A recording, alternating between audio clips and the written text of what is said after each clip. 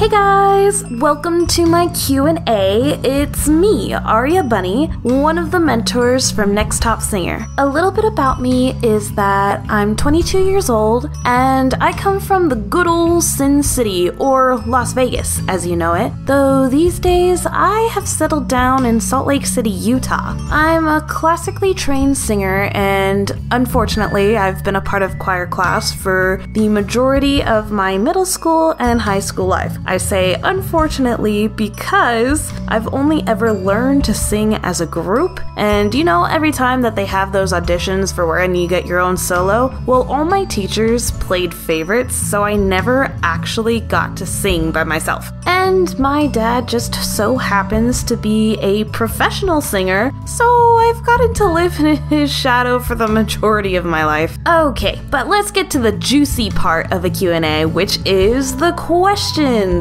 How did you react to the result and further thoughts? Whoa, we're getting right into the heart of these questions, aren't we? Well, if I'm being honest, the results actually shocked me. I honestly thought the whole time that Nathaniel would win, hands down. But I'm not displeased with how it all turned out. Heather is amazing, a literal vocal queen. But I'd be kidding myself if I said I'd guessed it. Alright, next question. What do you think about the winner and the other finalists?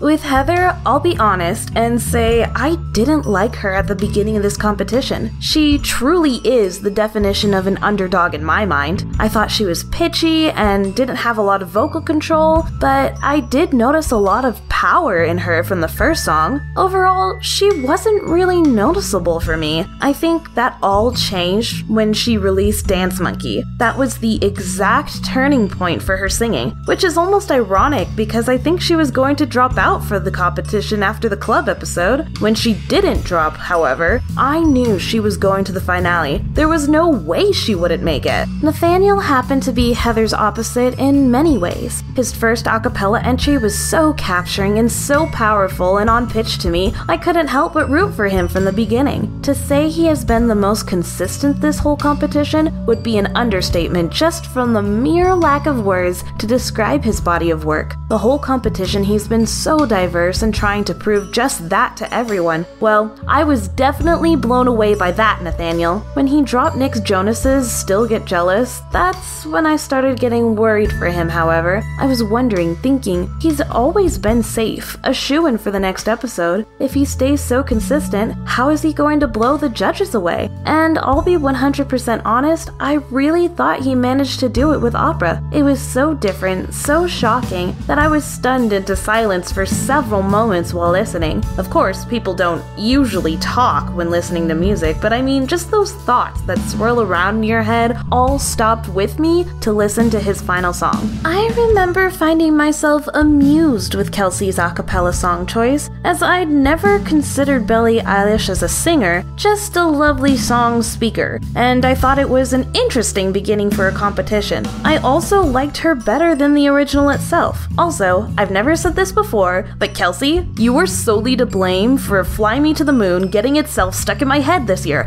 and Mamma Mia! Dang it, award for Kelsey to getting the most songs stuck in my head this year? Somebody to Love was the first time she came to me for help, and for lack of a better words, the first draft of that song was, well, boring. When she sent me the final version though, I was like, yes! This is the Kelsey I've been hearing in my head this whole time!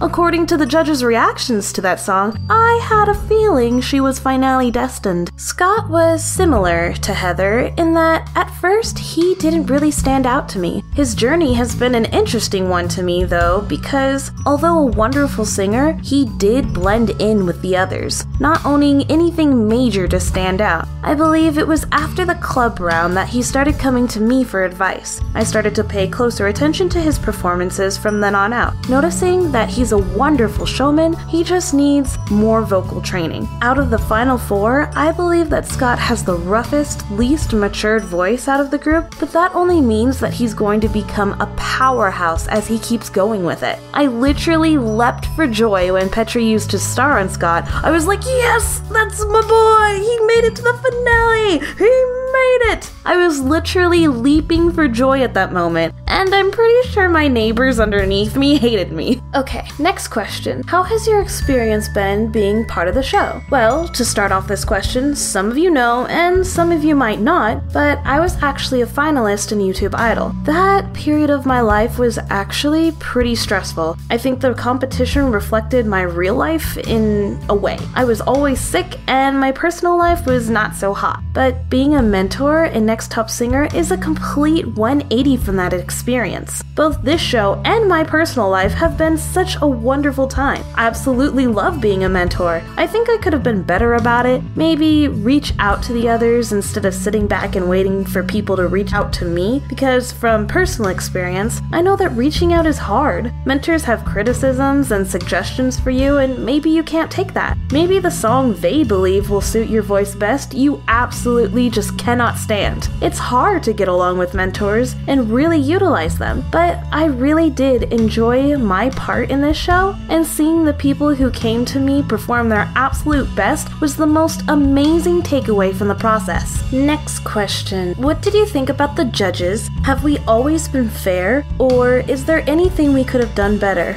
Am I allowed to have a contract for this? What if you guys don't like what I say? JK. Mark, Andrea, Petri, being a guest judge was the most nerve-wracking experience ever, especially because I came after the judge that just dropped out. Oh lordy, I was not prepared. Let's get one thing out of the way though. I think guest judging would have been fine as long as there was like a practice section. Doesn't have to be all three of the judges who teach the practice section, it can just be one. An easy way to practice the real thing, because understanding the live deliberations and writing was quite different from the actual ordeal. Anyhow, back to judging the judges. I like you guys all. Petri is the one I'm in contact with all the time. He was the first person to believe in me back in YouTube Idol. He invited me back to being a mentor, and he's kind of fly for an opinionated guy. If anyone knows what I'm talking about, people with opinions can sometimes be jerks, but Petri pretty much breaks all of that stereotype. I can tell he cares about all the contestants and wants to see each one of us succeed, even though he knows he has a job to do in judging everyone. My first impression of Andrea was intimidating. I don't know what it is with me and other girls, but I get so intimidated by amazing women with such powerful presences. And that's what Andrea is. I think she was born to be in the position of a judge, and I think while I was on YouTube Idol, I definitely took her criticisms most seriously. After all, she is a classically trained singer to back it all up. Mark, I don't even want to talk about you, Mark. I'm so sad you're leaving the show. Okay, Mark has a special soft spot in my heart. He's the one who encouraged me most back in my YouTube Idol days. And he's our Simon Cowell. Who can't love our stereotypical hard-to-please English guy? Honestly, I think Mark has the type of ear that can hear people's potentials along with what they're currently able to do. He brings forth a different perspective that the other judges don't have, and I know Petri doesn't like his issues with timing, but I honestly think that's a real big important part of singing too. Okay, I'll give you enough grief about leaving, man. I hope you're really happy and that your wedding goes super duper smoothly,